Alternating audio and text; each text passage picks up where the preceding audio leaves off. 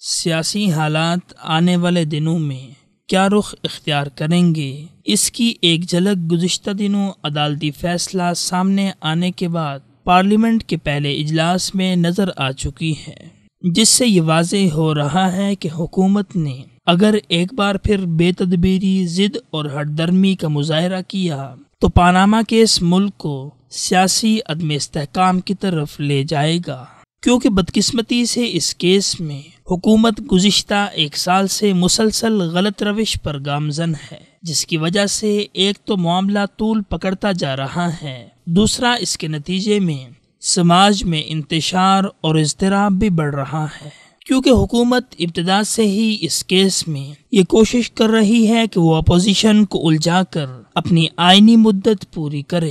لیکن حکومت کے اس رویے کے باعث یہ مقدمہ تاحال سیاسی بے چینی کا عنوان بنا ہوا ہے۔ حالانکہ دیکھا جائے تو پاناما پیپرز لیکس میں پاکستان سمیت دنیا کے مختلف ملکوں کے حکمرانوں اور اعلی حکام کے نام آئے تھے۔ دوسرے ملکوں میں اس کیس کو بہت پہلے خوش اسلوبی سے نمٹا کر متعلقہ حکومتی شخصیات کو ان کے عہدوں سے ہٹایا جا چکا ہے، مگر پاکستان میں یہ مسئلہ اب تک حل ہونے کی بجائے مسلسل طول کھینچتا جا رہا ہے۔ دوسری طرف اگر دیکھا جائے تو عدالت عظمیٰ اس مسئلے کے حل کے لیے آخری فورم تھی، مگر بدقسمتی سے یہاں سے بھی کوئی دو ٹوک فیصلہ سامنے نہ آ سکا، چنانچہ اب حتمی رائے قائم کرنے کے لیے معاملے کو JIT کے سپرد کر دیا گیا ہے، جبکہ JIT کو ٹاسک پورا کرنے کے لیے 2 مہینے کا وقت دیا گیا ہے۔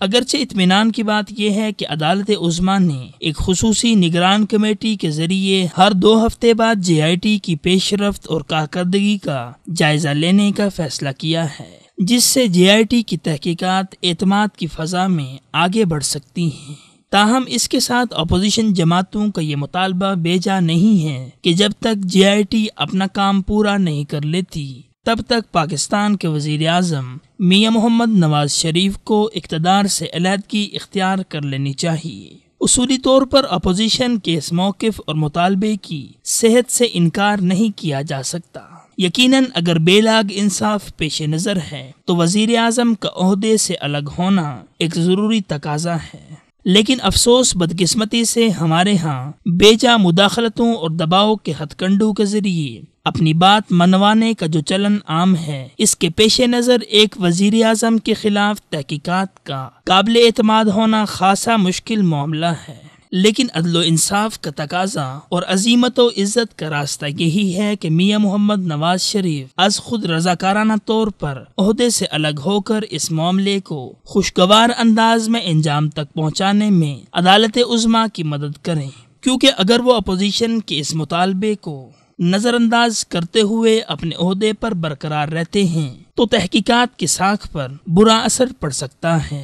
جبکہ اس صورت میں اگر JIT نے وزیر اعظم کو بری کر دیا تو خدشہ ہے کہ ملک میں سول نافرمانی کی تحریک چل پڑے، لیکن دوسری طرف اگر وزیر اعظم عارضی طور پر اقتدار سے الگ ہو کر JIT کا سامنا ایک عام شہری کے طور پر کریں گے تو ان کی عزت میں بھی اضافہ ہوگا، جبکہ الزامات ثابت نہ ہونے پر وہ پہلے سے زیادہ مضبوط انداز میں اپنے عہدے پر بحال ہو جائیں گے اور کسی کو اعتراض کرنے کا موقع بھی نہیں ملے گا۔ لہٰذا ضرورت اسی امر کی ہے کہ تمام فریق نیک نیتی کے ساتھ اس مقدمے کو جلد از جلد انجام تک پہنچانے میں اپنا کردار ادا کریں، کیونکہ ہٹ درمی، ضد اور اپنی بات پر اصرار نہ اس مسئلے کے فریقوں کے لیے بہتر ہے اور نہ ہی ملک و قوم کے لیے۔